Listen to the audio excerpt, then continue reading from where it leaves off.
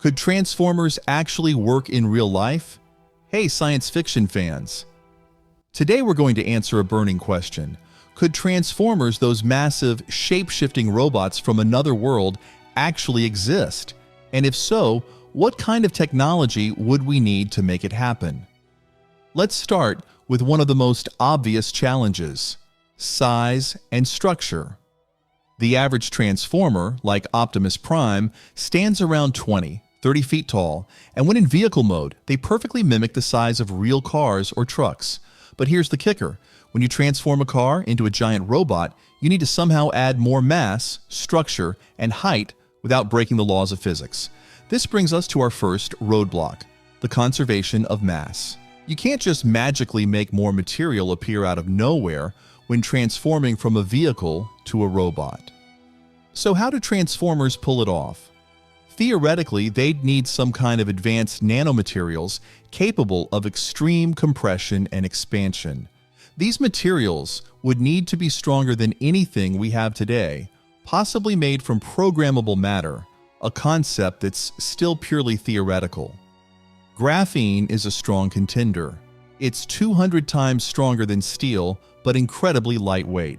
However, even if we built a transformer out of graphene, we'd face a second issue: energy. The energy required to power a robot that big, let alone perform complex transformations, would be astronomical. Let's dive into that. To move a giant metal robot, you need energy. A lot of energy.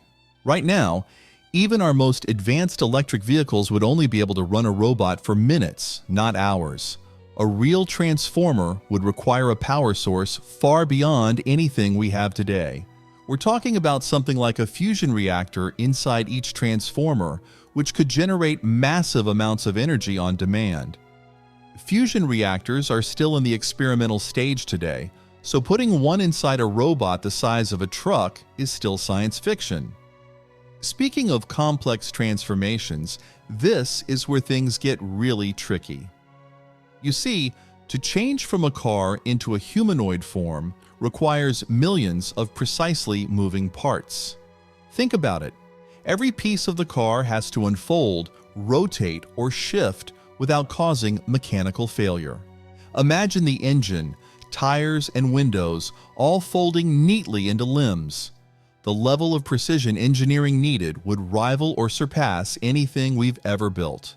But wait, wouldn't all these moving parts break down over time? Absolutely.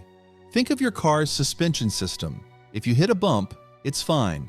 Hit enough bumps, and it starts to wear down. Now multiply that by millions of moving parts, transforming several times a day. Even with advanced self-repairing materials, the maintenance on a transformer would be an absolute nightmare. But let's say we solve all those problems. What about the brain of a transformer? These robots aren't just machines. They're intelligent beings capable of making decisions, fighting battles, and having conversations. Today's AI systems are nowhere near that level. The human brain operates at around 38 petaflops. That's 38,000 trillion calculations per second. To match a transformer's intelligence, we'd need computers that could process more data than all of today's supercomputers combined, and do it in real time with perfect decision-making abilities. Okay, so we have a near impossible power source, mind-bending materials, and a brain more powerful than anything humanity has ever built. Let's move on to transformation speed.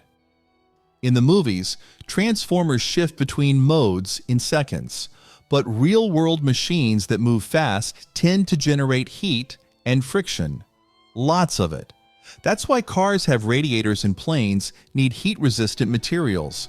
A real transformer would have to manage incredible amounts of heat dissipation during its transformations. Without some advanced cooling system, it would overheat, warp, or melt before it could finish switching modes. Now let's not forget about the camouflage factor. Transformers hide in plain sight by mimicking vehicles, blending into their environment. But this would require a type of metamaterial that could not only change appearance, but also reconfigure its texture and structure at will. While we do have some early-stage metamaterials and cloaking technologies, they're nowhere near the sophistication we'd need for a transformer to go from looking like a shiny sports car to a walking, talking robot in the blink of an eye. So is building a transformer impossible? Well, with today's technology, it pretty much is. But by pushing the boundaries of nanotechnology, AI, fusion energy, and metamaterials, we might one day create machines that mimic some of the abilities of these iconic robots. But for now, it's safe to say that our world won't be seeing Optimus Prime rolling down the highway anytime soon.